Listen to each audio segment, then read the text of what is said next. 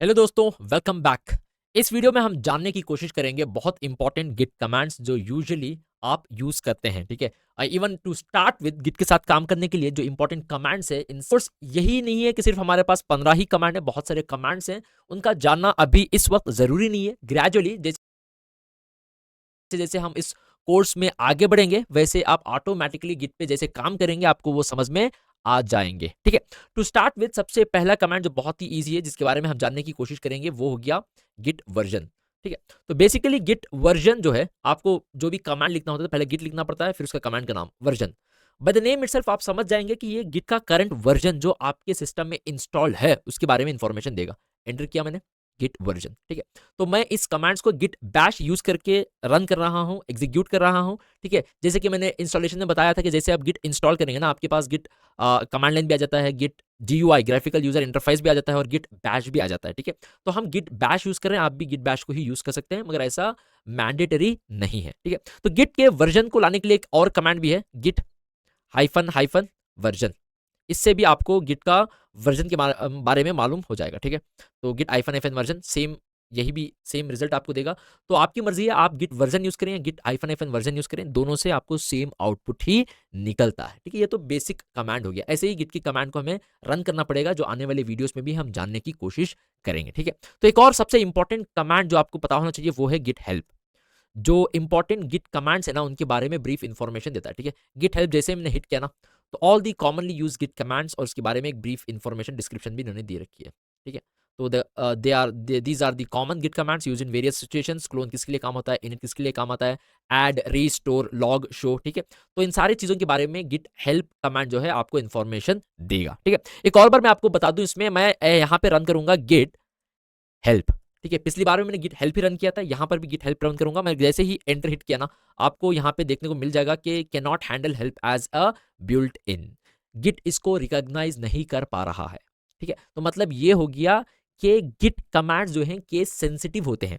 यहां पर upper case अलग होता है, लोअर केस अलग होता है, कैपिटल लेटर्स अलग होते हैं, स्मॉल लेटर्स टोटली अलग होते हैं। ठीक है, यहाँ पे अगर आपको गिट कमांड चलाना है तो आपको बहुत केयरफुल रहना पड़ेगा, क्योंकि आप जैसे चाहे उसे नहीं लिख सकते। ये गिट के सारे कमांड्स केस सेंसिटिव हैं, तो आपको इसका भी ध्यान रखना पड़ेगा। ठीक है, तो गिट हेल्प को आप इस तरीके से भी यूज कर सकते हैं। मान लीजिए, late me just clear this first. मैंने क्लियर कर लिया, फिर मैंने किया गिट हेल्प, और मुझे अभी इंफॉर्मेशन चाहिए मे बी इनिट के बारे में।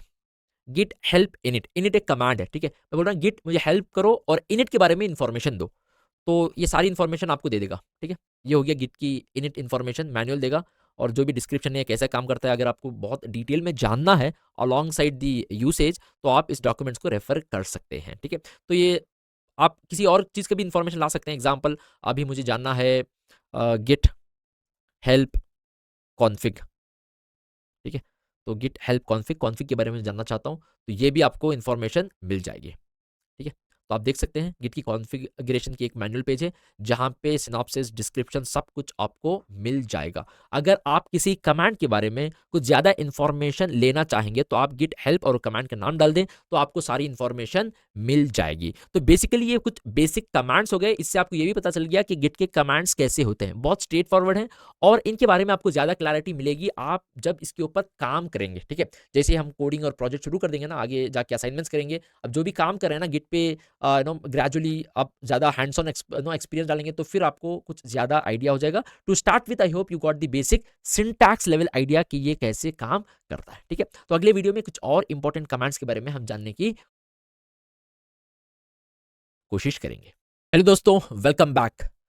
आने वाले गिटहब कमांड्स को सीखने के लिए सबसे पहले हम गिटहब का एक अकाउंट बनवा लेते हैं इस वीडियो में, क्योंकि जैसे ही हमने लास्ट वीडियो में जब हम गिट का इंस्टॉल कर रहे थे तब हमने समझा था कि जब भी गिट की बात आती है तो दो चीजें हमारे सामने होती है।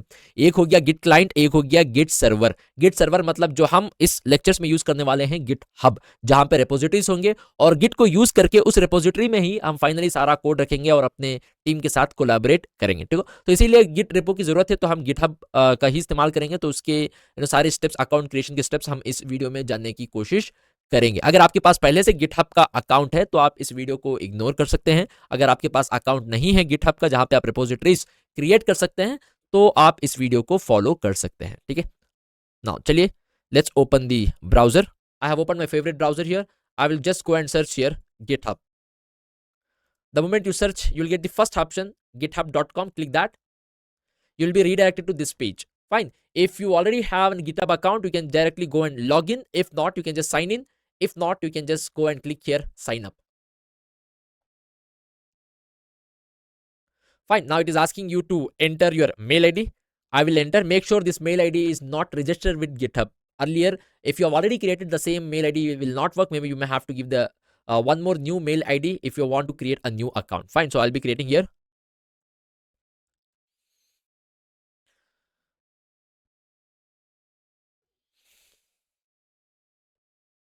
It is asking me to give the password. I will give the password. It is asking me to give the username. I will give here. Continue. Now it is asking me, would you like to receive product updates and announcement? I'll say no. Continue. Now again, it is asking me to start the puzzle so that it will check that you are human only. Just it's a formality. You can just click on that. Basics things here. Pick one square that shows two identical objects. Okay, this is the identical object. It'll ask me for 5 times. Identical objects. So this is the identical object. Again, we have this identical object. I think this is the identical object in this picture. This is the process, guys. So you can just follow this. Yes, it's done. Now it is over. I'll just click here, create account. Okay, I will say here no for now. They will send you the ID. Okay, जैसे ही आप वो code enter करेंगे जो आपके mail ID में आया है, उसके बाद आपको ऑटोमेटिकली आपका गिटहब अकाउंट क्रिएट हो जाएगा और आपको ऐसी स्क्रीन में रीडायरेक्ट कर दिया जाएगा। तो आपका अकाउंट अब बन गया है। याद रखिएगा कि आपका जो ईमेल आईडी आप और पासवर्ड आपने अकाउंट बनाने समय दिया ना, वही ईमेल आईडी और पासवर्ड आपको यूज करना पड़ेगा। Every time you need to log in to this GitHub account. आप चाहें तो अपनी प्रोफाइल में टॉप राइट से जाकर उसको चेंज भी कर सकते हैं, एडिट भी कर सकते हैं। तो let's go to your repositories. Repository मतलब एक प्लेस, एक स्टोरेज लोकेशन जहां आप अपना कोड रख सकते हैं। ठीक है, तो if you want you can just go and create a new repository. Example may be Java demo नाम दूंगा मैं इस रिपोजिटरी का। पब्लिक रखना चाहते हैं या प्राइवेट? प्राइवेट मतलब आप डिसाइड करेंगे कि कौन इसको एक्सेस कर सकेगा, कौन इसके साथ चेंज करेगा, ऐड करेगा, या कौन इस रिपोजिटरी को यूज कर सकता है। पब्लिक मतलब आप किसी के लिए, सबके लिए भी ओपन रख रहे हैं ताकि सारे इस रिपोजिटरी में एक्सेस कर सकते हैं और अपना काम कर सकते हैं। तो वैसे भी आप डिसाइड कर सकते हैं कि कौन इस पे चेंजेस कर सकता है और कौन इसको यूज कर सकता है। पब्लिक मतलब सभी के लिए ओपन है, ओपन टू ऑल है। प्राइवेट मतलब आप स्पेसिफिक, शायद आप खुद की कंपनी के लिए, एक छोटे से प्रोजेक्ट के लिए कर रहे हैं, तो आप प्राइवेट भी रख सकते हैं ताकि आप अपने यूजर्स को, इस रिपोजिटरी के यूजर्स को रेस्ट्रिक्ट कर सकें। ठीक है, तो फॉर नाउ मैं पब्लिक ही रखता हूं। तो क्रिएट रिपोजिटरी। तो एक रिपोजिटरी बन गया है। अब रिपोजिटरी बनने के बाद ये कुछ ऑप्शंस या गिट के कमांड्स का सजेशन मिलेंगे, जिसको यूज करके आप जो अपने वर्क स्पेस में कोड और फाइल्स रखे हैं ना, उसको इस रिपोजिटरी में कैसे डालेंगे। कुछ एग्जांपल्स कमांड्स की गिटहब भी आपको दे रहा है, तो वैसे भी हम आने वाले वीडियोस में उसको सीख लेंगे। तो ये हो गया गिटहब के अकाउंट क्रिएशन। ठीक है, अगर आपके पास पहले से गिटहब अकाउंट है तो ठीक है, वरना पहली बार क्रिएट कर रहे हैं तो आप इस स्टेप्स को आप फॉलो कर सकते हैं। चलिए अगले वीडियोस में हम जानेंगे कुछ और इंटरेस्टिंग गिट कमांड्स और उसके साथ कुछ काम करेंगे ताकि कुछ आइडिया आ जाए। ठीक है, थैंक यू सो मच। कुछ गिट के बेसिक कमांड्स को एग्जीक्यूट किया और साथ में गिटहब का अकाउंट भी ओपन कर लिया है। ठीक है, now it's time to work on different stages of git architecture और different important commands we will learn. Before that, for the first time अगर आप गिट के साथ और गिटहब के साथ काम कर रहे हैं ना, तो गिट की कॉन्फ़िगरेशन फाइल में आपका यूजर नेम और आपका ईमेल एड्रेस डालना पड़ेगा, ताकि जो भी आप काम करें, जो भी आप चेंजेस करें ना, git has to maintain, git has to track everything. और किसने क्या चेंजेस किया, गिट कैसे ट्रैक करेगा? तो आपका नाम गिट जाके उस कॉन्फ़िगरेशन फाइल से ही लेगा।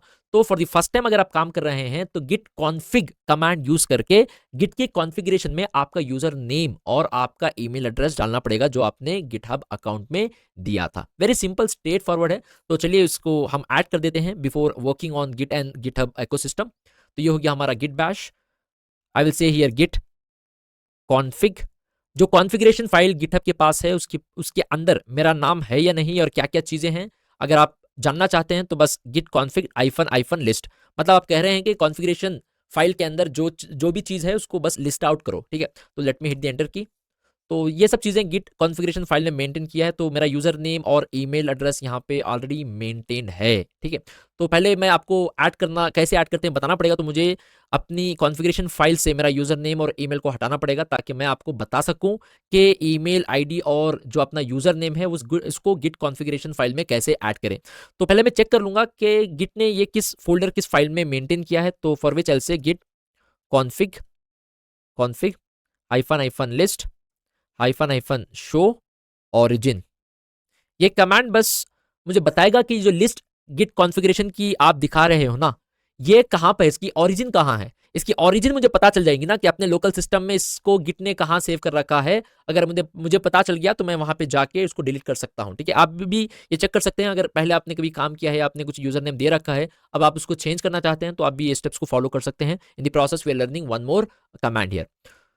तो गिट बोल रहा है कि ये यहाँ पे सी ड्राइव में यूजर्स नाम की एक फोल्डर है, उसके अंदर हाइदर नाम का एक फोल्डर है, उसके अंदर गिट कॉन्फिग नाम की एक फाइल है, उसके अंदर मैंने इसको रखा है। तो मैं डॉट गिट कॉन्फिग फाइल को ही डिलीट कर देता हूँ, ठीक है। तो let me just open my drive. ये हो गया हमारा यूजर, सी ड्राइव के अंदर यूजर, उसके अंदर हाइदर, उसके अंदर ही है गिट कॉन्फिग, ठीक है। तो मैं इसको बस डिलीट कर दूंगा तो ये चला जाएगा। वेल, ठीक है। तो चलिए अब चेक करते हैं। Let me just clear this. I will just check now git config -list। तो अब मेरा यूजर नेम और ईमेल नहीं है फॉर द फर्स्ट टाइम, क्योंकि मैं गिट के साथ काम कर रहा हूं, तो मैं गिट को मेरा यूजर नेम और ईमेल देना पड़ेगा ताकि उसी यूजर नेम और ईमेल को रेफर करके गिट सारी चीजों को मेंटेन करता है। और गिट कैसे रेफर करेगा, कॉन्फ़िगरेशन फाइल के अंदर जाके। तो आपकी कॉन्फ़िगरेशन गिट की जो फाइल है वहां पे आपका यूजर नेम डालना पड़ेगा। कैसे डालेंगे, गिट कॉन्फिग -ग्लोबल ग्लोबल, उसके बाद यूजर डॉट नेम। तो यूजर नेम जो मैंने गिटहब अकाउंट में दिया था वो है Haider PW। This is the user name I had given while creating the GitHub account, ठीक है। तो उसके बाद हो गया git config -global user dot email, और जो मेरा ईमेल है वो वहां मैं दे दूंगा जो मैंने अकाउंट बनाने में गिटहब के यूज किया हुआ था। तो this email address I will give it, ठीक है, pw.live। Fine, now let's see whether if it is added. I will just go and check here git config. कैसे चेक करते हैं, गिट कॉन्फिग -list, मतलब कॉन्फ़िगरेशन लिस्ट, कॉन्फ़िगरेशन फाइल के अंदर मेरा नाम और यूजर नाम और ईमेल है या नहीं, ठीक है। तो now it's get user name भी है और ईमेल भी है, दोनों चीज ऐड हो चुकी है कॉन्फ़िगरेशन फाइल के अंदर, ठीक है। ये पहला स्टेप है। आप भी चेक कर लेना कि पहले आपका यूजर नेम ऐड है या नहीं है। नहीं है तो आप इस स्टेप्स को फॉलो करके गिट कॉन्फ़िगरेशन फाइल के अंदर अपना यूजर नेम और ईमेल एड्रेस ऐड कर लेना।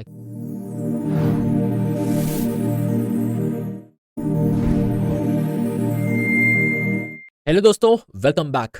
ये इस गिट और गिटहब की सीरीज का बहुत ही इंपॉर्टेंट लेक्चर है जहां हम समझेंगे आर्किटेक्चर ऑफ एंटायर गिट, जो हमने कल थियोरेटिकल क्लास में समझने की कोशिश की, जिसको हम गिट स्नैपशॉट और गिट स्टेज भी कहते हैं। जो गिट के एंटायर प्रोसेस में 3 इंपॉर्टेंट स्टेजेस होते हैं, वर्किंग एरिया, स्टेज एरिया और लोकल रिपोजिटरी, कैसे काम करते हैं और क्या कमांड्स वहां इस्तेमाल होते हैं, इन सब के बारे में इस वीडियो में हम जानेंगे, जो बहुत ही इंपॉर्टेंट है, ठीक है। तो सारे इंपॉर्टेंट कमांड्स यहीं पर हम डिस्कस कर लेते हैं। Before that let me just create a repository या एक वर्किंग एरिया।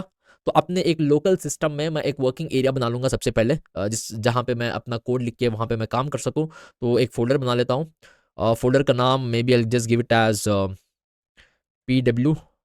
PW जावा।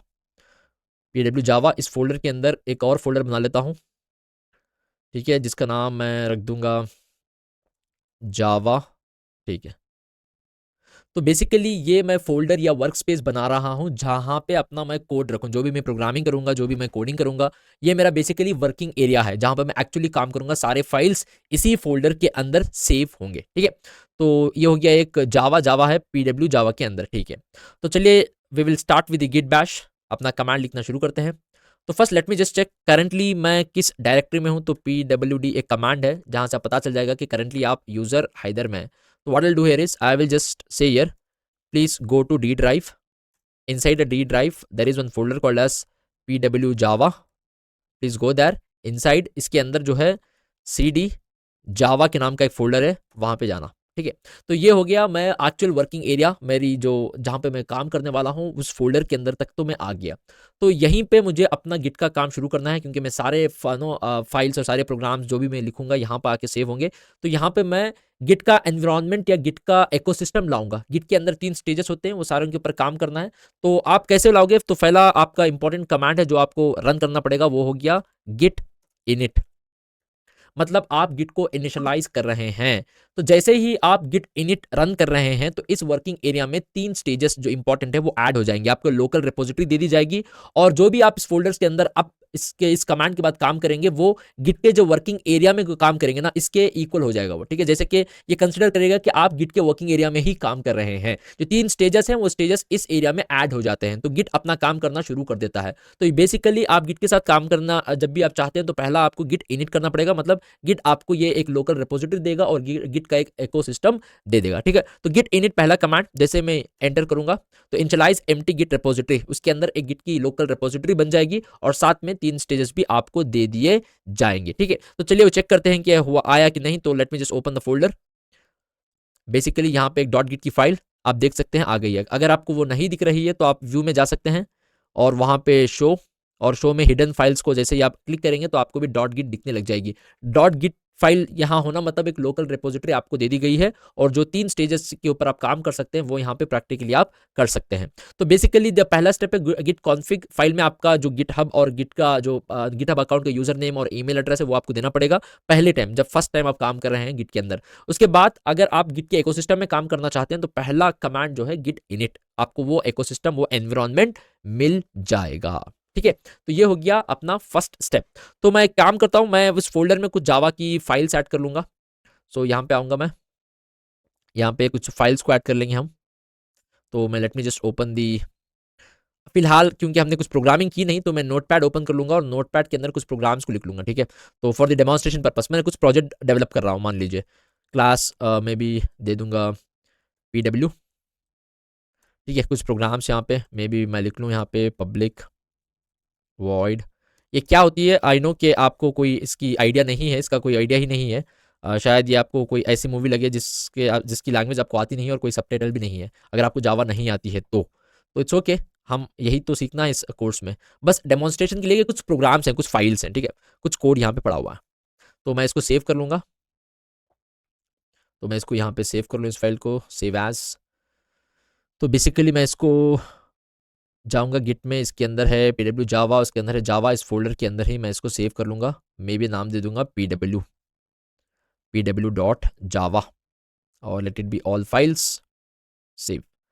बेसिकली आप ज्यादा कंफ्यूज मत हुई, कुछ फाइल्स मतलब कुछ प्रोग्राम्स हैं अपने वर्किंग एरिया में, मैं काम कर रहा हूँ ये बताने की कोशिश कर रहा हूँ बस। ठीक है, तो मान लो एक और फाइल हम इसी को कॉपी पेस्ट कर लूंगा यहीं पे कि मल्टीपल फाइल्स हैं, ये बस बताने के लिए। तो लेट मी जैसे रीनेम इट, मैं PW2। ठीक है, मतलब कुछ फाइल्स हैं प्रोजेक्ट की जो मैंने कोड कर रखी है। ठीक है, तो ये सब वर्किंग एरिया में होने चाहिए। तो मैं यहाँ पे चेक करने के लिए करंटली आउट ऑफ 3 स्टेजेस जो हमें दी गई है, वर्किंग एरिया, स्टेज एरिया और हो गया अपना लोकल रिपोजिटरी, कहाँ पर अपनी फाइल्स हैं। तो यूजुअली ये वर्किंग एरिया में होनी चाहिए। अगर ये वर्किंग एरिया में है जो मैं काम कर रहा हूँ ना अभी भी, तो आपको एक मैसेज आएगा गिट की तरफ से कि ये अनट्रैक्ड फाइल्स हैं। तो कैसे जाने? तो इंपॉर्टेंट कमांड है गिट स्टेटस। गिट स्टेटस मतलब करंटली आपको तो गिट का इकोसिस्टम दे दिया गया है, जो आप इस किस स्टेज में आप करंटली हैं तो वो उसका वो स्टेटस देगा।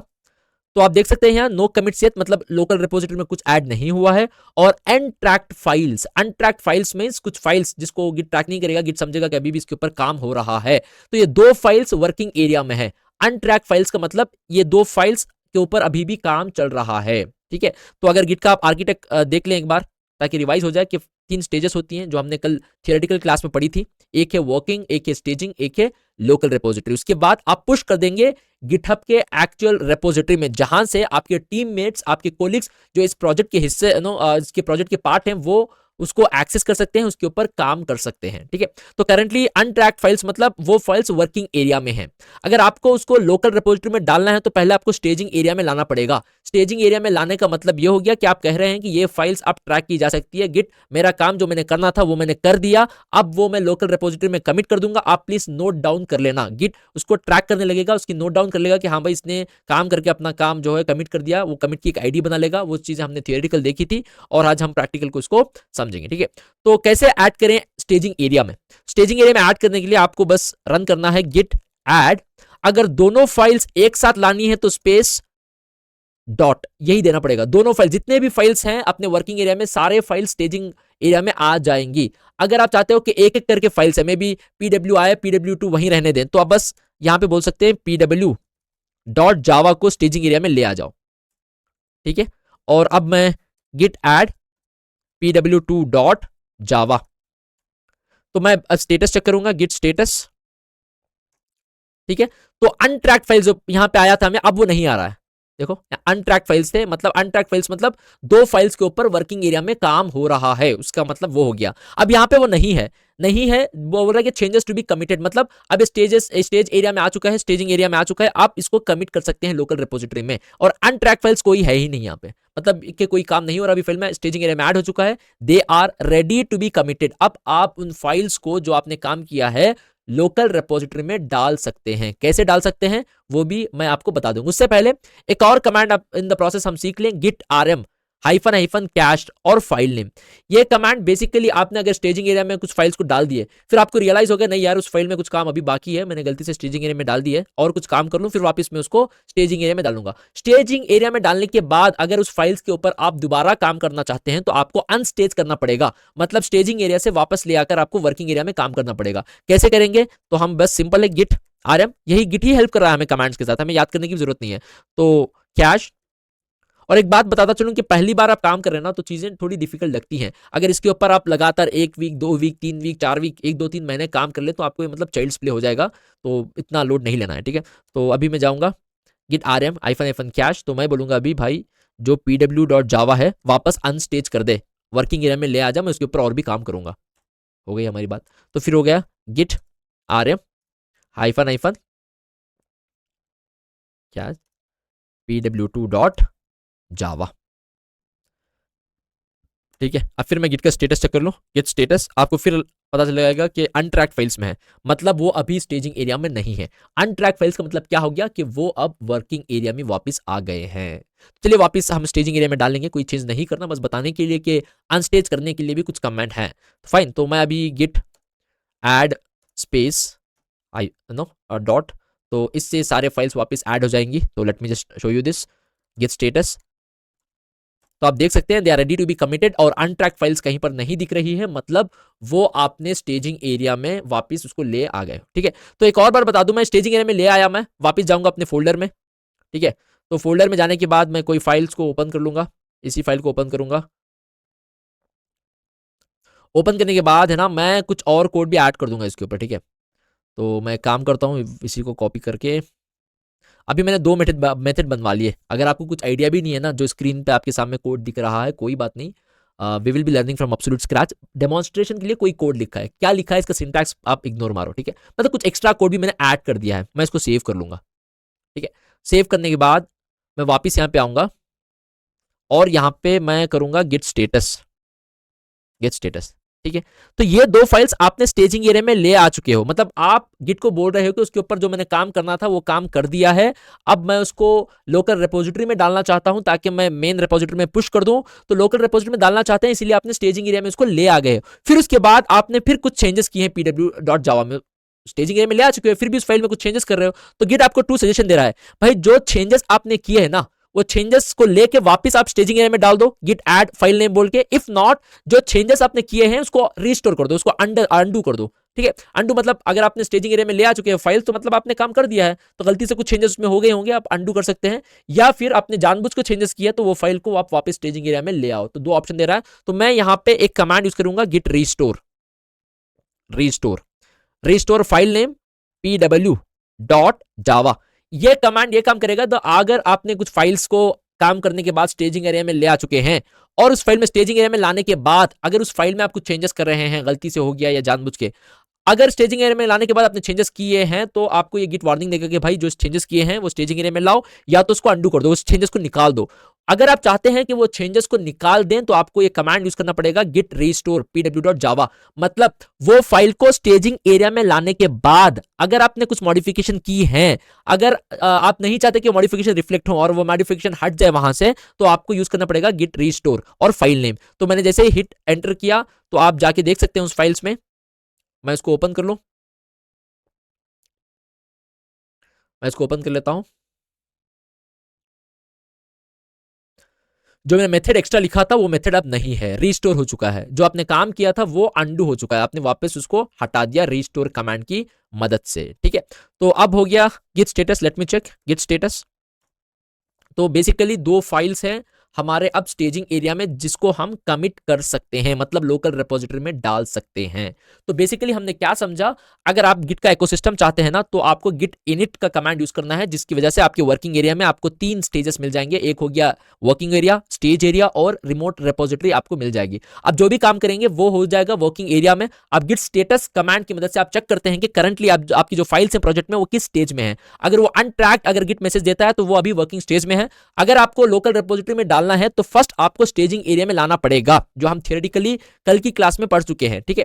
तो उसको लाने के लिए आपको कमांड यूज करना पड़ेगा गिट ऐड और फाइल्स नेम। सारे फाइल्स एक साथ लाना चाहते हैं तो आप बस डॉट लिख दीजिए, अगर आप इंडिविजुअल लाना चाहते हैं तो आपको फाइल नेम लिख सकते हैं गिट ऐड फाइल नेम। वो वापस आपके स्टेजिंग एरिया में आ जाएगा। अगर आप चाहते हैं स्टेजिंग एरिया में आने के बाद उस पर और कुछ काम हो तो आप अंडू भी कर सकते हैं, मतलब वापस स्टेजिंग एरिया से वर्किंग एरिया ले जा सकते हैं by using the command git rm hyphen dash और फाइल नेम, जो भी फाइल आप वापस ले जाके वर्किंग एरिया में काम करना चाहेंगे, ठीक है। आप रिस्टोर भी कर सकते हैं, मतलब अपने स्टेजिंग एरिया में फाइल को ले आ गए फिर उसके ऊपर कोई काम कर रहे हैं तो अगर वो काम आपको रिफ्लेक्ट नहीं होना है तो आप गिट रिस्टोर करके उस काम को आप अंडू कर सकते हैं, हटा सकते हैं। तो चलिए अब स्टेजिंग एरिया में हमारे फाइल्स आ गए हैं, मतलब गिट उसको ट्रैक कर रहा है और अब हम कमिट करेंगे लोकल रिपोजिटरी में, ताकि लोकल रिपोजिटरी से हम हमारे प्रोजेक्ट की एक्चुअल रिपोजिटरी में उसको पुश कर दे। तो how to get the things in local repository, simple है, गिट कमिट हाइफन एम और आपको एक सूटेबल मैसेज देना पड़ेगा। मैं मैसेज दे दूंगा ये मेरा फर्स्ट कमिट है, ये मेरा फर्स्ट कमिट है, ठीक है। तो ये हो गया हमारा message, this is my first commit. तो यूजुअली गिट कमिट एक कमांड है हाइफन एम और साथ में आपको एक सूटेबल मैसेज देना पड़ेगा। मतलब यूजुअली हम ये मैसेज देते हैं कि जो भी हमने चेंजेस किए ना, एग्जांपल मैंने अपने प्रोजेक्ट से जो ना मेन रिपोजिटरी से उसको फाइल्स को निकाला, आपने काम किया तो मैंने कुछ एक्स्ट्रा मेथड ऐड कर दिए, मैं भी M2 मेथड ऐड कर दिया। ऐड करने के बाद फिर वापस मैं लोकल रिपोजिटरी में डालूंगा ताकि मैं अपने रियल प्रोजेक्ट रिमोट रिपोजिटरी में पुश कर सकूं। तो वापस लोकल रिपोजिटरी में डालते समय मैं मैसेज लिख दूंगा कि मैंने M2 मेथड इसमें ऐड किया है। तो जो आपने फाइल्स में चेंजेस किए हैं ना वो सूटेबल मैसेज यूजुअली देते हैं हम जस्ट नाउ, क्योंकि हम इनिशियल स्टेज में, तो मैं बस बोल रहा हूँ कि मेरा फर्स्ट कमिट है, पहली बार मैं कमिट कर रहा हूँ, बस सिंपल है। तो ये हो गया। आप जैसे आप एंटर करेंगे तो आप अपने सारे फाइल्स लोकल रिपोजिटरी में डाल चुके हैं। तो मैं एक बार स्टेटस चेक कर लूं कि किस स्टेज में क्या है। तो अनट्रैक कोई है नहीं यहाँ पे, मतलब कोई भी वर्किंग एरिया में कोई फाइल्स नहीं है। हो गया। नेक्स्ट स्टेजिंग एरिया में होती तो यह ऐसे मैसेज आता हमारा कि changes to be committed your files reflect होती, वो भी नहीं है। तो nothing to be commit, nothing to be commit मतलब जो स्टेजिंग एरिया में था हमारे वो ऑलरेडी लोकल रिपोजिटरी में हम डाल चुके हैं, ठीक है। तो अब हमने फाइल्स के ऊपर काम किया, स्टेजिंग एरिया में ले आ गए और वहां से लोकल रिपोजिटरी में कमिट कर दिया। अब लोकल रिपोजिटरी से गिटहब में जो हमारा एक्चुअल रिपोजिटरी होता है उसमें कैसे पुश करें, इसको अगले वीडियो में जानते हैं। हम ज्यादा प्रैक्टिस करेंगे तो हमें ज्यादा एक्सपोजर मिल जाएगा, ज्यादा लोड लेने की जरूरत नहीं है। As and when we progress with the course you will be in a position to understand all these basic commands. Also GitHub में जो हमारा एक्चुअल रिपोजिटरी होता है उसमें कैसे पुश करें, इसको अगले वीडियो में जानते हैं। हम ज्यादा प्रैक्टिस करेंगे तो हमें ज्यादा एक्सपोजर मिल जाएगा, ज्यादा लोड लेने की जरूरत नहीं है। As and when we progress with the course you will be in a position to understand all this basic commands. Also keep in mind जो हमने थियोरेटिकली आर्किटेक्ट पढ़ा था ना लास्ट लेक्चर, उसको बस हम प्रैक्टिकली कर रहे हैं, इसीलिए मैं वो स्टेजेस को ज्यादा फोकस नहीं दे रहा हूं इस वीडियो में, ठीक है। तो अगले वीडियो में मिलते हैं जहां पर हम समझेंगे कि गिटहब में एक रिपोजिटरी कैसे बनाएं और उस रिपोजिटरी में जो गिटहब में होगी जहां पे हमने लोकल रिपोजिटरी में फाइल्स रखी हैं वहां से उसको कैसे पुश किया जाए उसको समझने की कोशिश करेंगे, ठीक है। Thank you so much. Hello दोस्तों, वेलकम बैक। इस वीडियो में हम गिटहब के अंदर कैसे रिपोजिटरी बनाते हैं और उस रिपोजिटरी को अंदर हमारे फाइल्स जो हमारे लोकल रिपोजिटरी में पड़ी हुई हैं उसको कैसे पुश करें गिट की हेल्प के साथ जानने की कोशिश करेंगे, ठीक है। तो पहले आपको अपने गिटहब अकाउंट में आना पड़ेगा, फिर टॉप राइट साइड है ना, यहाँ पे अगर आप क्लिक करेंगे तो आपको ऑप्शन आएगा योर रिपोजिटरी योर प्रोफाइल। तो आप जा सकते हैं योर रिपोजिटरी की तरफ और ये आपको पेज आपके सामने आएगा। बहुत सारे कुछ एग्जाम्पल रिकॉर्डिंग के लिए मैंने रिपोजिटरीज बना रखी थी। तो यहाँ पे आपको क्लिक करना है न्यू और रिपोजिटरी का कुछ भी नाम दे सकते हैं। तो मैं दे दूंगा जावा ट्रायल, ठीक है, जावा ट्रायल हो गया रिपोजिटरी का नाम, और पब्लिक है, और late me just create repository. तो रेपोजिटरी क्रिएट हो चुकी है, और जैसे ही रेपोजिटरी क्रिएट हो जाएगी आपको मतलब खुद गिटहब का रेपोजिटरी बता देगा कि इस रेपोजिटरी के अंदर कैसे फाइल्स पुश की जाती हैं, ठीक है।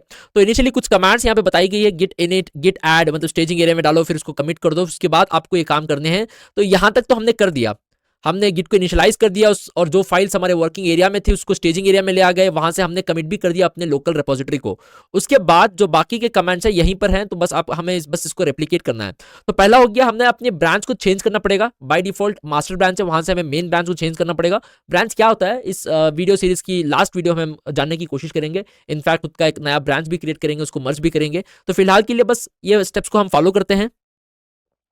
तो let me open the git bash. मैं आ गया जहां पे अपना प्रोजेक्ट था, वहां से कंटिन्यू कर रहा हूं। आपने एकदम स्क्रैच से अगर आपने गिट बैश खोला है तो आपको उस एरिया में जाना पड़ेगा जहां पे आपने अपने फाइल्स रखे हुए हैं, ठीक है। तो एनीवे कमिट करने के बाद मैं ये कमांड रन करूंगा, गिट ब्रांच -m, और मैं ले जाऊंगा उसको मेन ब्रांच को। तो मैं बोलूंगा भाई तू मेन ब्रांच पे आ जा, अभी तो मास्टर ब्रांच में है, now it is master branch. बस मैंने ब्रांच को चेंज कर दिया, ठीक है। तो मैंने कुछ रॉन्ग कमेंट डाले यहाँ पे, let me just do it once again, git branch -m main. Okay, main branch पे आ गया है ये, आप देख सकते हो। उसके बाद हमें करना है गिट रिमोट, मतलब इस लोकेशन की गिटहब के यूआरएल को हम वहां पे हम डालना पड़ेगा कि गिट रिमोट ऐड, क्या ओरिजिन है उसकी ओरिजिन बतानी पड़ेगी। तो git remote add origin URL डालेंगे हम। यूआरएल को आप कोई टेंशन की जरूरत नहीं है, तो आपको बस यहाँ से कॉपी कर लो इसको, मतलब इस रिपोजिटरी का यूआरएल है, बस इसका एड्रेस है। जैसे मैंने कॉपी कर लिया, वापस मैं अपना गिट बैश खोलूंगा और यहाँ पे मैं उसको पेस्ट कर दूंगा, ठीक है। तो आई जस्ट पेस्ट इट। तो ये हो गया नेक्स्ट कमांड हमारा। तो इसके बाद मैं यहाँ पे एंटर हिट करूंगा, तो ओरिजिन ऐड हो चुका है, मतलब जो हमारे रिमोट रेपोजिटरी का एड्रेस चाहिए वो एड्रेस हमने ऐड कर लिया है, ठीक है। अब बस लास्ट है कि हमें बस पुश करना पड़ेगा अपनी सारी फाइल्स को रिमोट लोकेशन से इस लोकेशन को। तो मैं कहूंगा गिट पुश कर दो सारी फाइल्स को, ठीक है, ओरिजिन मेन, मतलब ओरिजिन के अंदर जो एड्रेस है उस एड्रेस में मेन ब्रांच में इसको पुश कर देना। बस ये कमांड हमें रन करना है, जो गिटहब के रिपोजिटरी खुद हमें सजेशन दे रही है, ठीक है। तो जैसे हमने पुश कर दिया, I will hit the enter key, तो सारी फाइल्स पुश हो चुकी है। तो चलिए चेक करते हैं कि वो हमारे गिटहब में रिफ्लेक्ट हो रहा है क्या। तो मैं बस इसको रिफ्रेश कर लूंगा, तो देख लेना हमारी फाइल्स यहाँ पे आ गई हैं, ठीक है। अब तो जैसे हमने अब हमारी फाइल्स यहाँ पे गिटहब के रिपोजिटरी में आ गई हैं, तो हमारे टीम मेंबर्स इस सारे फाइल्स को, अपने प्रोजेक्ट को अपने लोकल सिस्टम में लाकर काम कर सकते हैं, कोलैबोरेट कर सकते हैं। तो हमने अब तक ये जाना कि गिट कैसे काम करता है। तो पहले हमें गिट इनिट करना है, फिर उसको स्टेजिंग एरिया में लाना है, फिर उसको कमिट करना पड़ेगा लोकल रिपोजिटरी में। उसके बाद हम उसको पुश करते हैं हमारी रिमोट रिपोजिटरी में, एक्चुअल रिपोजिटरी में। तो in the process we have also seen कि रिपोजिटरी कैसे बनाते हैं, और उसके अंदर जो हमारे लोकल सिस्टम में, लोकल रिपोजिटरी में फाइल्स पड़ी हैं, वहां से यहाँ तक कैसे पुश करते हैं, ठीक है। तो सारे कमांड्स अगर आप 2 से 4 बार प्रैक्टिस कर लेंगे, आगे जाके प्रोग्राम्स में, असाइनमेंट्स में अगर आप वो काम करेंगे, तो ये सब चीजें आपको आसान हो जाएंगी, ठीक है। तो अगले वीडियो में आप जानने की कोशिश करेंगे कि ये जो प्रोजेक्ट गिटहब रिपोजिटरी में पड़ा हुआ है उसको कैसे पुल करके उसके ऊपर काम किया जाता है। मतलब क्लोन एक है, गिट क्लोन और गिट पुल है, क्या डिफरेंस है इसके बारे में जानने की कोशिश करेंगे, ठीक है।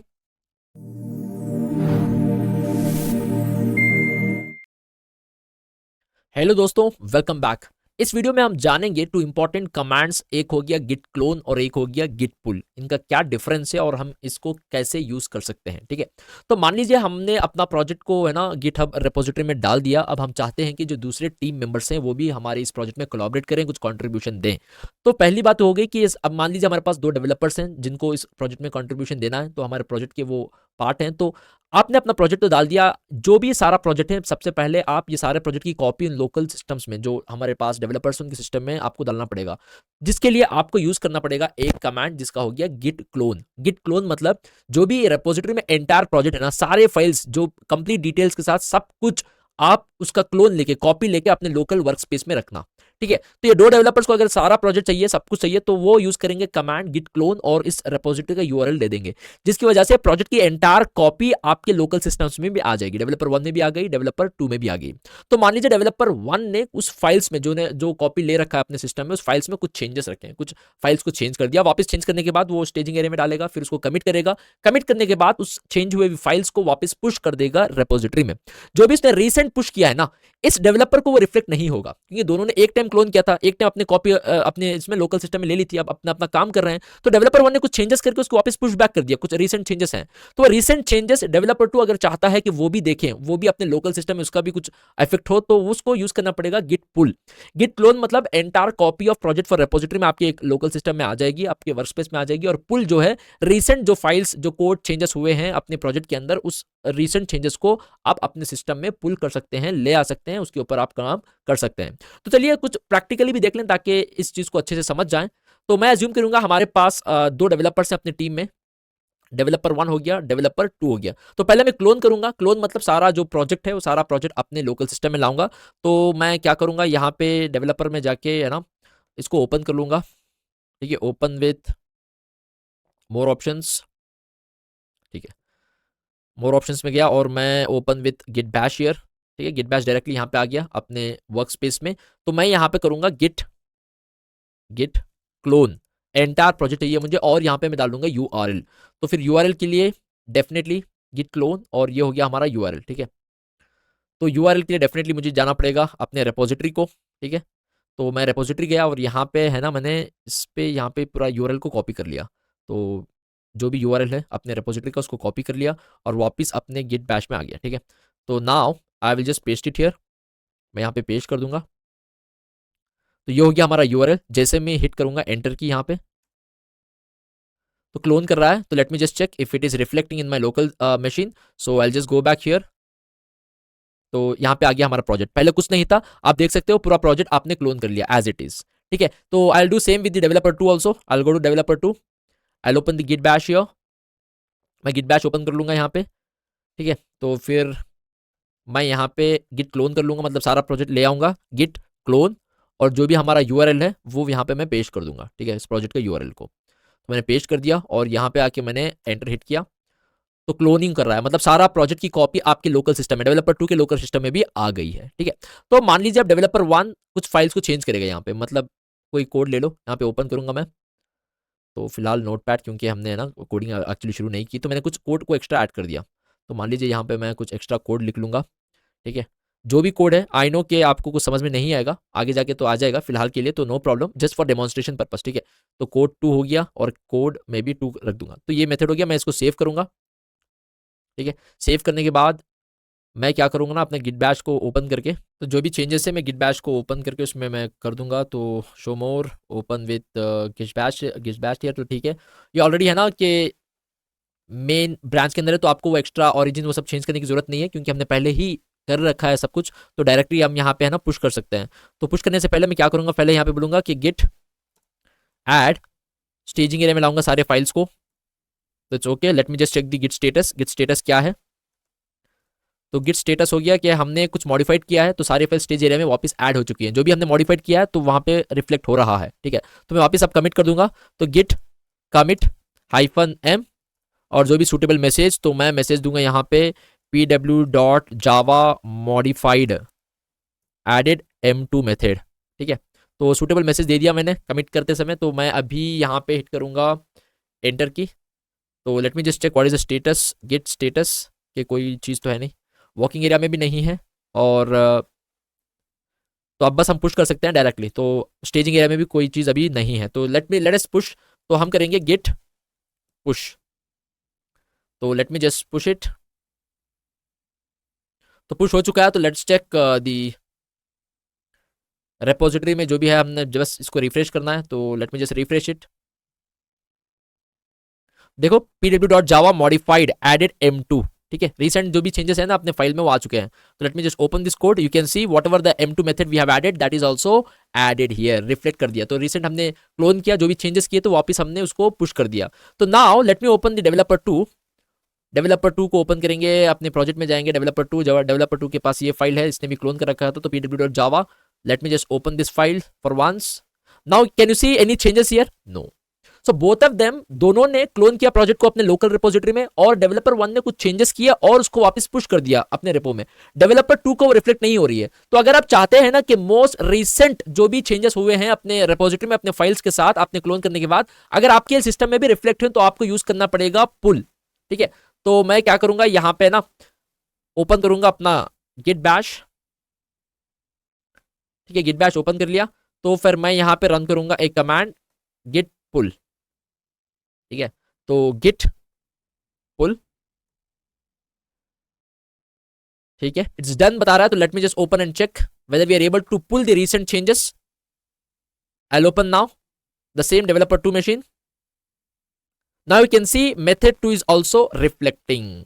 ठीक है, तो पुल करना मतलब जो भी रीसेंट चेंजेस आपने किए हैं ना प्रोजेक्ट में, वो आप अपने लोकल मशीन में रिफ्लेक्ट कर सकते हैं। ठीक है, तो बेसिकली क्लोन मतलब एंटायर कॉपी ऑफ प्रोजेक्ट, पूरा सारा प्रोजेक्ट जो वहां पे पड़ा हुआ अपने लोकल मशीन में ले आ रहे हैं, ले आने के बाद उस पर काम करेंगे, और जो कोई भी स्मॉल स्मॉल चेंजेस करके वो वापस पुश कर देगा रिपो में। अगर आप चाहते हैं कि दूसरे अपने डेवलपर्स अपने टीम मेंबर्स में भी वो रिफ्लेक्ट हो, तो वो सारे लोगों को चाहिए कि वो उसको पुल करे। पुल करने का मतलब ये हो गया कि जो भी रिसेंट चेंजेस अपने फाइल्स में ऐड हुई हैं जो रेपो के अंदर है, वो आपके लोकल सिस्टम में भी रिफ्लेक्ट हो जाएगा। ठीक है, तो ये हो गया अपना गिट क्लोन और गिट पुल। ऑफ कोर्स आप अगर ज्यादा प्रोजेक्ट्स में फ्यूचर में काम करेंगे तो ये थोड़ा और आपको क्लैरिटी मिल जाएगा। तो हमने अभी कोडिंग की ही नहीं है, तो शायद उतना क्लैरिटी ना मिले। जैसे जैसे आप आगे बढ़ेंगे, हमने प्रोजेक्ट पे काम करना है, तो डेफिनेटली आपको इसके बारे में ज्यादा पता चल जाएगा। ठीक है, thank you so much for joining me in this video. Next video में फिर मिलते हैं।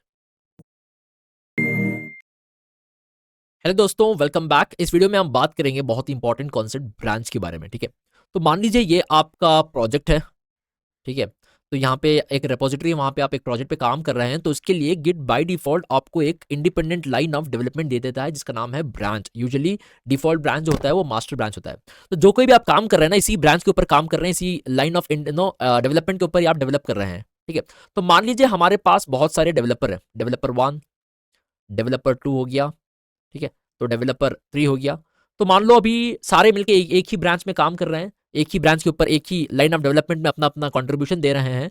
तो डेवलपर 3 को कुछ एक्सपेरिमेंट करना था, कुछ एक्स्ट्रा फीचर्स ऐड करनी थी, तो उसके लिए उसने कोड लिखा और यहाँ पे डायरेक्टली उसको डाल दिया। तो मान लो कोड कुछ गलत निकला, कुछ उसका फीचर जो है वो बाकी का जो प्रोजेक्ट है वो सबको अफेक्ट कर दिया। तो डेवलपर 1, डेवलपर 2 और कोई भी इसके ऊपर काम नहीं कर सकता। इसकी एक्सपेरिमेंटल कोड की वजह से, फाइल्स की वजह से सारा प्रोजेक्ट हमारा अफेक्ट हो गया। तो इसीलिए गिट में एक ऑप्शन है कि आप अगर आप कुछ ऐसा एक्सपेरिमेंट करना चाहते हैं, तो आप डायरेक्टली मेन ब्रांच में मत करना, आपका खुद का ब्रांच बना लेना। ठीक है, खुद का एक इंडिपेंडेंट लाइन ऑफ डेवलपमेंट बना लेना। अगर आप जो भी एक्सपेरिमेंट करना चाहते हैं वहां पे आप डेवलप कर सकते हैं इस ब्रांच में रहकर। ठीक है, अगर आपको सही लगा तो फिर वापस एक्चुअल जो आपका डिफॉल्ट ब्रांच है, मेन ब्रांच है, वहां पे आप मर्ज कर सकते हैं। तो मान लो डेवलपर 1 ने भी कुछ एक्सपेरिमेंट किया, अब वो एक्चुअल जो ब्रांच दिया गया है लाइन ऑफ डेवलपमेंट, वहां पे काम नहीं हो रहा है। इन सारे डेवलपर ने अपना अपना खुद का ब्रांच बनवा लिया और उस ब्रांच पे वो काम कर रहे हैं। तो सब चीजें सही हैं, तो फिर वापस वो कर देंगे मर्ज एक्चुअल ब्रांच से। ठीक है, तो फिर डेवलपर 2 ने भी अपना खुद का ब्रांच बनवा लिया, तो वहां पे वो डेवलप कर रहा है, तो ये एक्चुअल प्रोजेक्ट पे कोई इफेक्ट नहीं होगा। जैसे उसने पूरा काम कर लिया, फिर वापस जाके वो वहां पे मर्ज कर सकता है। ठीक है, तो एक कॉन्सेप्ट है कि आप डिस्ट्रीब्यूटेड एनवायरनमेंट में प्रॉपर्ली कैसे काम कर सकते हैं without affecting the actual code. अगर आपको कुछ एक्सपेरिमेंट करना है, कुछ फीचर्स डालना है, तो आप अपना खुद का ब्रांच बना के वहां पे काम कर सकते हैं। फिर आपको सही लगा तो आप उसको मेन ब्रांच में मर्ज कर सकते हैं। तो शायद हम प्रैक्टिकली कुछ समझने की कोशिश करेंगे, चीजें अच्छे से समझ में आ जाएगी। ठीक है, तो पहली बात, गिट में कितने ब्रांचेस है फिलहाल हमारे प्रोजेक्ट में जानने के लिए आपको एक कमांड डालनी पड़ेगी, गिट ब्रांच। आपको पता चल जाएगा कि आप करंटली किस ब्रांच में हैं और साथ में इस प्रोजेक्ट में कितने ब्रांचेस हैं। तो करंटली हम अब मेन ब्रांच में हैं, मेन ग्रीन कलर का हाईलाइट है। तो हमारे पास एक और ब्रांच भी है, जावा डेव, जो मैंने किया था एक्सपेरिमेंट के लिए। तो फिलहाल हमारे पास एक ब्रांच है, मेन ब्रांच। अगर मैं चाहता हूं कि नया ब्रांच बना लूं अपने लिए, तो आपको एक कमांड डालना पड़ेगा गिट ब्रांच, और गिट ब्रांच जो भी आप नाम देना चाहते हैं, तो मैं नाम दे दूंगा डेव। ठीक है, तो डेव हो गया नाम हमारा, तो नया ब्रांच बन गया है। तो let me check how many branches we have right now. Currently I am in which branch. तो हमारे पास डेव ब्रांच है, जावा डेव ब्रांच है। करंटली मैं मेन ब्रांच में हूं। मैं जाना चाहता हूं उस डेव ब्रांच के लिए। अगर आप जाना चाहते हैं, स्विच करना चाहते हैं एग्जिस्टिंग ब्रांच से, जो आप नया ब्रांच बनाया है वहां जाना चाहते हैं, तो आपको लिखना पड़ेगा एक command git checkout. Checkout, git checkout. कहां पे जाना चाहेंगे? मैं डेव ब्रांच में जाना चाहूंगा। मतलब आप कह रहे हैं कि मैं करंट ब्रांच में जहां पे मैं हूं, वहां से मुझे जाना है डेव ब्रांच में। जैसे आपने एंटर किया तो आपने स्विच कर लिया डेव ब्रांच को। ठीक है, तो आप अब चेक कर सकते हैं आप कहां पे हैं करंटली, गिट ब्रांच। तो आप देख सकते हैं डेव ब्रांच ग्रीन में। आप यहां पे भी देख सकते हैं कि आप अब करंटली डेव ब्रांच में हैं। ठीक है। तो let me check the status currently. Status आने से पहले मैं एक काम करूंगा, अपने जो प्रोजेक्ट है वहां पे कुछ फाइल्स को ऐड कर लूंगा। ठीक है, तो let me do one thing, I will just copy this file और मैं इसको ऐड कर लूंगा और maybe I just rename it, I just rename it this file. कुछ एक्सपेरिमेंट, कुछ एक्स्ट्रा कोड मैंने ऐड कर लिया। ठीक है, सो मैं दे दिया उसका एक्सपी एक्सपेरिमेंट डॉट जावा। ठीक है, तो मैंने सेव कर लिया। तो जो भी इफेक्ट मैंने चेंजेस लाई है ना, फीचर डाली हैं, वो हमारे मेन ब्रांच में नहीं है, वो अपने खुद के ब्रांच में है। कौन से ब्रांच में है? डेव ब्रांच में। तो मैं अपने डेव ब्रांच में जो भी चल रहा है उसका स्टेटस चेक कर लूं, तो आप देख सकते हैं अनट्रैक फाइल में axp.java है। अनट्रैक फाइल मतलब अपने वर्किंग एरिया में मैं इसके ऊपर काम कर रहा हूं, और ये किस ब्रांच में है? डेव ब्रांच में, मेन ब्रांच में नहीं है। तो मुझे लगता है जो भी मैंने फीचर ऐड कर लिया सब कुछ सही है, तो मैं मेन ब्रांच को अफेक्ट नहीं करना चाहता, तो मैंने इसमें कर लिया। तो अब मैं इसको कमिट करूंगा। कमिट करने से पहले आपको पता है आपको ऐड करना पड़ेगा स्टेज एरिया में, तो गिट ऐड स्पेस डॉट, सारी फाइल्स स्टेजिंग एरिया में ऐड हो गई। अब फिर मैं अभी कमिट कर लूंगा, गिट कमिट -m, और मैं कुछ मैसेज दे दूंगा, new file added by working in new branch. ठीक है, तो मैंने मैसेज दे दिया, ये कमिट का मैसेज, तो ये कमिटेड हो चुका है। Let me check the git status.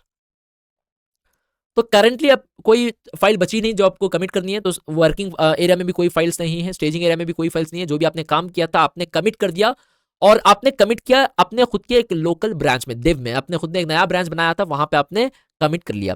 तो मैं अब चाहता हूं जो भी मैंने अपने लोकल अपने खुद के ब्रांच में काम किया है ना, वो काम मैं एक्चुअल ब्रांच, मेन ब्रांच के साथ मर्ज करना चाहता हूं, किसी और ब्रांच के साथ मर्ज करना चाहता हूं। तो आप पहले आपको स्विच करना पड़ेगा जिस भी ब्रांच में आप चाहते हैं कि मर्ज हो जाए। तो let me just tell here as git checkout, checkout main में जाना चाहूंगा मैं। तो आपने स्विच कर लिया मेन ब्रांच में, तो फिर मैं अभी करूंगा गिट मर्ज कर ले, इस ब्रांच में मर्ज कर ले। किस ब्रांच को? एक डेव नाम का ब्रांच है, वहां पे मैंने कुछ काम किए थे, वो सारे काम इस पर्टिकुलर ब्रांच के साथ मर्ज कर ले। तो जैसे मैंने हिट किया, तो वो जो काम अपने डेव ब्रांच में रह के किया था ना, इंडिपेंडेंटली आपने एक line of independent line of development बना ली थी, एक खुद का एक ब्रांच बनाया था, वहां आपने अपने काम किया, कमिट कर लिया, फिर वापस आपने अपने मेन ब्रांच में आ गए, और जो आपने काम किया था डेव ब्रांच में उसको यहाँ पे आप मर्ज कर रहे हैं। ठीक है, तो लेट मी ऐड दैट। तो मैं यहाँ कहूंगा गिट प्लीज ऐड कर लो सारे फाइल्स को स्टेजिंग एरिया में। तो after which I will just tell here as git commit कर लो। तो I will just commit it. तो मैं यहाँ पे कमिट का मैसेज दे दूंगा कि new files added by working in new branch, dev branch में काम करके लेटर मर्ज। तो मैंने बस सूटेबल जो भी मैसेज देना था वो मैसेज भी दे दिया कि मैंने दूसरे इसमें काम किया था, तो उसके साथ मैंने यहाँ पे काम कर रहा हूँ। तो let me just put it here. Okay, जो भी मैसेज देना है आप सूटेबल मैसेज दे दिया। ठीक है, तो अभी मैं कमिट कर लिया हूँ। तो let me check the status, क्या स्टेटस है अपने गिट का। तो कोई भी बैलेंस नहीं है जो आपको कमिट करना है, सारा जो कोई भी चाहते हैं वो कमिट कर चुके हैं। तो जो भी मैंने अभी कमिट किया है, तो फाइनली मैं पुश कर दूंगा अपने रेपो में। I will say here git push कहां से? ओरिजिन से मेन को। ठीक है, तो ओरिजिन के पास हमारा एड्रेस है, पहले हमने डाल रखा था, तो git push origin to main. Let me see if it is working fine. Says that it is done. Let me open my GitHub and check if it is really working. So let me just refresh this page. आप देख सकते हैं experiment Java dot की file आ चुकी है, और message भी देख सकते हैं new file added by working in a new branch. जो आपने कमिट में मैसेज डाला था वो मैसेज भी आ गया और फाइल भी आ गई। तो हम इस वीडियो में किया क्या, कि हमने एक अपना खुद का ब्रांच बनवा लिया। ठीक है, उस ब्रांच में हमने कुछ काम किए और हमारे एक्चुअल ब्रांच के साथ मर्ज भी कर दिया, और मर्ज करने के बाद हमने सारे फाइल्स को गिटहब में पुश भी कर दिया। ठीक है, तो हमने समझा कि ब्रांच को कैसे अब एक नए ब्रांच को कैसे बनाते हैं, गिट ब्रांच और ब्रांच का नेम, और आप एक ब्रांच से दूसरे ब्रांच में कैसे स्विच कर सकते हैं उसको भी हमने इस वीडियो में देखा, और एक ब्रांच से दूसरे ब्रांच को कैसे मर्ज करते हैं इसको भी हम इस वीडियो में देख लिया है। तो आगे जाके आप अगर प्रोजेक्ट में काम करेंगे तो ये सारी चीजें अच्छे से आपको समझ में भी आ जाएंगी। थोड़ा सा बेसिक समझा है ब्रांच के बारे में। जैसे जैसे आप फ्यूचर में प्रोजेक्ट पे काम करेंगे वैसे वैसे आप ब्रांचेस के बारे में और भी कुछ एडवांस कॉन्सेप्ट आप समझ सकते हैं। तो हमने मैक्सिमम जो भी देखना था कमांड्स आप हमने अब देख लिए हैं। एक और कमांड है, बहुत ही इंपॉर्टेंट कमांड जो है आपको जानना जरूरी है, वो हो गया हमारा गिट लॉग। तो मैंने कर दिया यहाँ पे गिट लॉग। तो जो भी आपने रिसेंट कमिट्स किए ना, कमिट्स की हिस्ट्री यहाँ पे बता देगा। ठीक है, तो किसने क्या कमेंट किया, आपने ये कमिट की थी जावा डेव इसमें आके मतलब ब्रांच में, तो सारी डिटेल्स जो हमने अपने प्रोजेक्ट के साथ किया हुआ है, तो सारा ट्रैक रिकॉर्ड ये गिट लॉग दे देता है। कब किसने कब कमिट किया, ऑथर कौन है उस कमिट का, उसने क्या सूटेबल मैसेज दे रखा है, सब कुछ सारी डिटेल जो गिट मेंटेन करता है वो आपको दे देगा अगर आप गिट लॉग करके एक कमांड चलाएंगे। ठीक है, तो हमने मैक्सिमम कमांड्स जो आपको आने चाहिए उस वो सारे कमांड्स को इस वीडियो में हमने देख लिया है। तो अगर आप कुछ एडवांस भी सीखना चाहते हैं तो जैसे जैसे आप फ्यूचर में असाइनमेंट्स के ऊपर, प्रोजेक्ट्स के ऊपर काम करेंगे और ज़्यादा से ज़्यादा गिट और गिटहब के साथ काम करेंगे तो आपको अच्छे से ये आ जाएगा, तो कोई बड़ी बात नहीं है, ठीक है। तो स्टार्ट विथ, अगर हम इस सारे कोर्स में गिट और गिटहब के साथ जितना काम करना चाहते हो, जो भी चाहिए था हमने इस वीडियोस में उसको कवर कर लिया है, ठीक है। तो हम अगले वीडियो में हम जावा को शुरू करेंगे, प्रोग्रामिंग को शुरू करेंगे। गिट और गिटहब के बारे में जो भी हमने सीखा है ये बहुत ही एनफ है to start working on Git and GitHub, more than enough है, ठीक है। तो let's meet again in the next video where will try to learn Java from absolute scratch. Thank you so much everyone.